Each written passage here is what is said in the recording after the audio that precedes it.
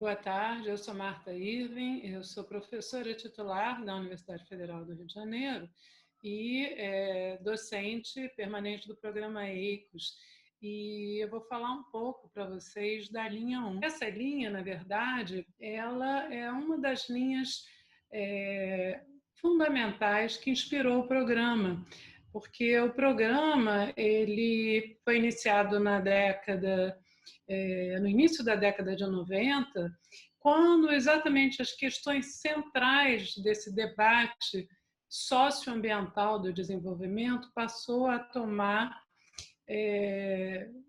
uma amplitude maior nos debates internacionais que culminaram com a Rio 92. E naquele momento, então, existiam dois grandes movimentos que estavam na pauta do debate internacional e que, na verdade, cada vez mais influenciavam o pensamento contemporâneo, de um lado o movimento ambientalista e de outro o movimento feminista. Então, esses dois movimentos e todas as implicações de questões que vieram desses movimentos,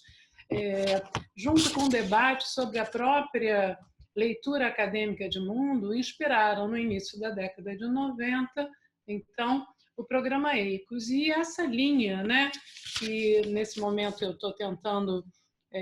resumir, Ecologia Social, Comunidades e Desenvolvimento, então ela buscou traduzir essas questões socioambientais do desenvolvimento. De que forma? A partir da inspiração da ecologia social, centrados nesse debate entre sociedade, natureza e cultura, e a partir da compreensão de que os problemas sociais são indissociáveis dos problemas ambientais. A ecologia social no Brasil, ela se construiu a partir de um debate de contracultura, né, que trazia no mainstream a discussão sobre ambiente dissociada da discussão sobre sociedade. E o programa, então, nessa linha, buscou, a partir desse diálogo com o que estava acontecendo no movimento social, traduzir as questões contemporâneas do debate para essa leitura interdisciplinar e socioambiental do desenvolvimento. Então, a linha 1, ela teve essa origem, ela, na verdade, se centrou nesses pressupostos da ecologia social, muito alimentados na época pelo Edgar Morin, pelo Moscovici, pela questão das representações sociais também discutidas pela Denise Jodelet e outros pesquisadores, e ela se estruturou ao longo do tempo a partir do que estava sendo observado na própria sociedade, mas repensando a produção acadêmica numa leitura dirigida à transdisciplinaridade, numa ruptura da lógica de construção de conhecimento segmentado, fragmentado e destituído de uma leitura efetiva da realidade em todas as suas nuances e todas as suas complexidades. A ecologia social, ela também surge desse diálogo entre a academia e o movimento social. Ele se retroalimenta do que está acontecendo na prática, né? E, sendo um programa também de psicossociologia, essa linha também se estrutura na leitura e na percepção da necessidade de novos comportamentos na sociedade contemporânea para enfrentar exatamente os desafios de uma crise multifacetada, como discute Morin, como discutiram outros autores também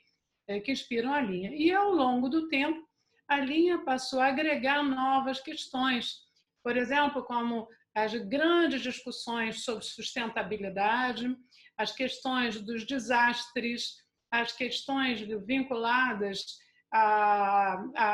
ao clima e as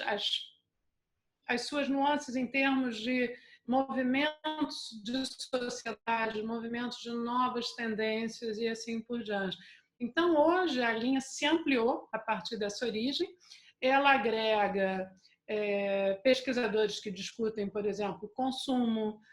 marketing ambiental, numa visão muito crítica da realidade,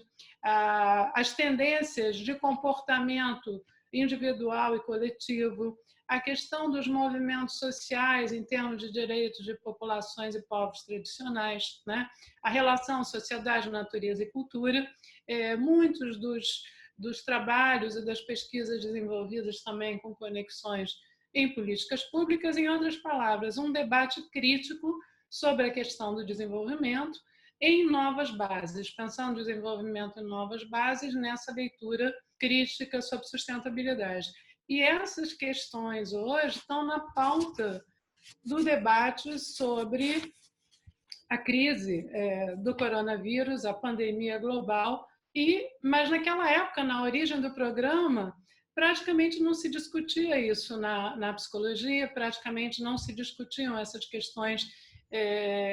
no âmbito das ciências sociais e humanas. Esses debates vinham muito mais pela vertente da engenharia e pela vertente da biologia. Então, o programa e essa linha